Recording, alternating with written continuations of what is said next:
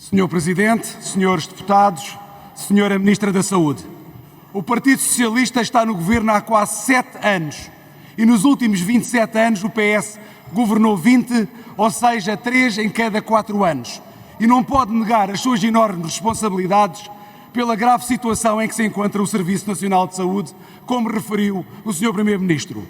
Um SNS em que 1,4 milhões de portugueses não têm médico de família atribuído, o dobro do que quando a atual Ministra iniciou funções em 2018.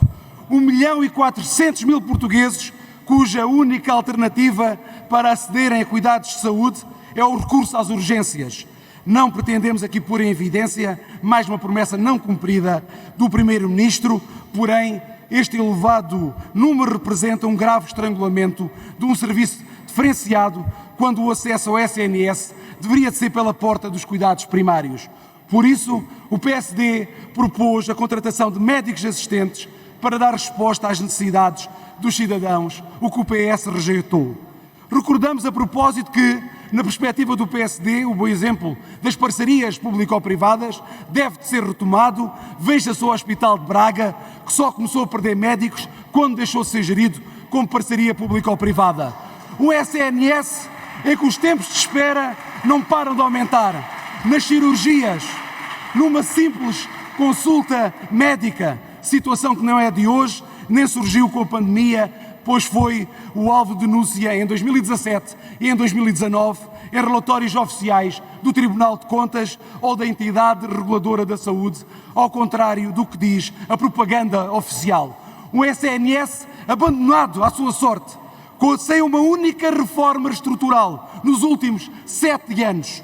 O SNS só tem a atenção do Governo perante denúncias na comunicação social de tragédias humanas ou pela voz de responsáveis que corajosamente denunciam a degradação dos serviços de saúde. Um SNS em que os profissionais de saúde sentem uma crescente desconfiança no Governo. Centenas de demissões de responsáveis hospitalares, milhares de declarações de escusas de responsabilidade, o abandono do serviço público, que apenas este ano foi o caminho de centenas de profissionais. A perda de confiança no Governo resulta potencialmente da falta de credibilidade da atual política da saúde. A ausência de planeamento, baixo investimento, más condições de trabalho e a realização profissional comprometida. Junte-se ainda a ausência de perspectivas de progressão na carreira e remunerações pouco atrativas, quando não mesmo iniquamente discrepantes. Senhor Presidente, senhores deputados, Senhora Ministra, o Governo acordou agora para a crise das urgências. Fez muito bem, mas acordou muito tarde.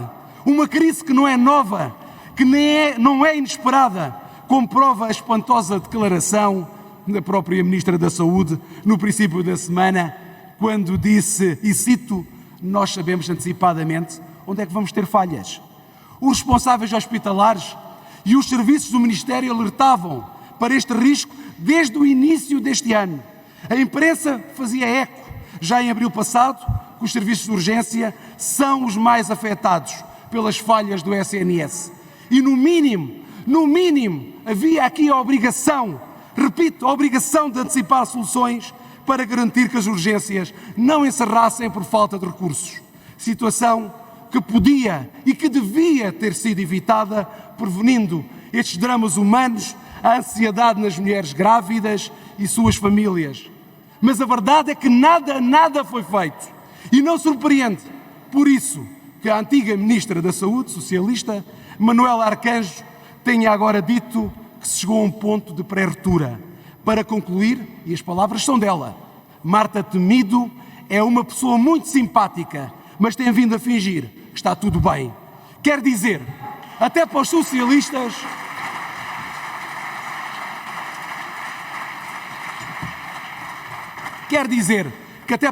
para muitos socialistas, a atual Ministra é parte do problema e não é a parte da solução. Mas esta falta de credibilidade da Senhora Ministra é ainda mais evidenciada em algumas das suas recentes propostas para combater a crise nas urgências. É o caso do concurso agora aberto, para cerca de 1.600 vagas de médicos especialistas, quando sabemos que a larguíssima maioria destes profissionais já se encontra a trabalhar no SNS e que assim na prática não há novas entradas. Ou aquela promessa de reduzir as prestações dos médicos tarefeiros, promessa espantosa, quando sabemos que entre 2015 e 2019 os custos do SNS com essas prestações cresceram de 80 milhões para 119 milhões, um aumento de cerca de 50%. E reparem, estamos a falar da governação anterior à pandemia. Agora, em 2021, esses custos ultrapassaram os 140 milhões de euros no primeiro trimestre deste ano e os encargos já vão nos 34 milhões de euros. E a situação das urgências hospitalares é conhecida e fala por si. É um autêntico escândalo, digno do terceiro mundo, que inúmeras mulheres grávidas do nosso país se defrontem com serviços de urgência de obstetrícia encerrados, muitas vezes sem disso sequer serem avisadas, pondo em risco a sua vida e a saúde do seu filho. E o que se tem passado na região de Lisboa e no Algarve, mas também nas zonas centro e Alentejo, é simplesmente inaceitável e mesmo assustador. E o Partido Socialista tem a maioria absoluta, e o que quer dizer que não tem desculpa para não se fazer as reformas do que o Serviço Nacional de Saúde urgentemente carece. E na quinta-feira o Governo apresentou um dito plano de contingência, onde o Primeiro-Ministro anunciava um plano para resolver os problemas estruturais, mas o que foi apresentado nem sequer resolve os problemas conjunturais, quanto mais os estruturais. De facto, não resolve problemas nenhuns. E são ignoradas as propostas que o PSD apresentou, o Governo, depois de 6 anos, a ignorar as ordens e os sindicatos, finge agora negociar. Termino já, Sr. Presidente, fazendo propostas para que os representantes dos profissionais considerem inaceitáveis ou uma pura encenação a nós, tais propostas, mais não parecem do que um exercício de má-fé. E a verdade é que são os portugueses a pagar o preço a cada dia mais alto. E o Partido Social Democrata estará vigilante a bem das pessoas e a bem do interesse nacional. Muito obrigado.